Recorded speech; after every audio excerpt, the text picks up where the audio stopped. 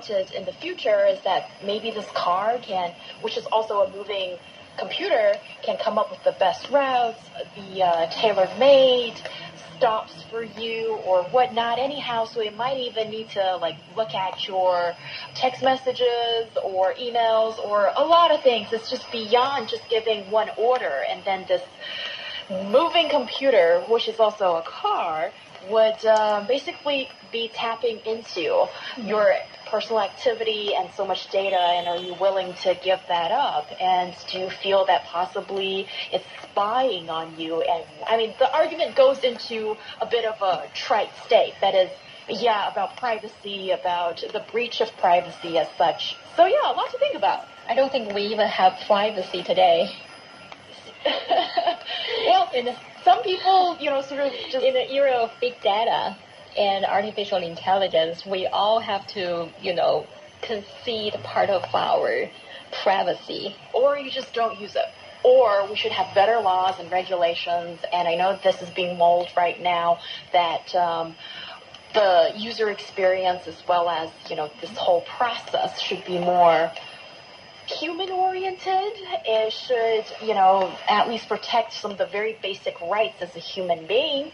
Josh, this one, I guess we'll go to you, this one, because Guiyan just finished off what she wanted to say.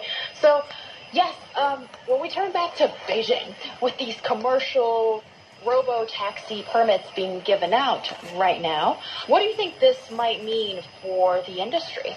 Well, when you ask me that question, the way I think about your question is, how do I see the future of the roads and I guess taxi services in general? And honestly, I see roads and cities in general, infrastructure being completely different when this becomes more commonplace. I think that the days of being able to drive your own car around will one day be gone. I think that they will be only allowed on racetracks and designated areas. I think that we will look back at this time in 50 or 100 years, if we are still here, and think how insane it was that we were allowed to drive around in these massive death traps.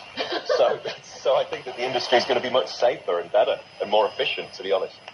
That's interesting. You jump from death trap to better industry and safer and everything. Yeah. At least we'll suffer less rush hours in the future. That was one of my big concerns. Wow, you two surprised me by how optimistic you are. Let me just offer another way of what this, the future might hold for autonomous driving. If we have so many real obstacles in front of us, then, I challenge you, Josh, if we can get to that stage when, the city has to change according to autonomous driving. Maybe we won't even get there. Maybe.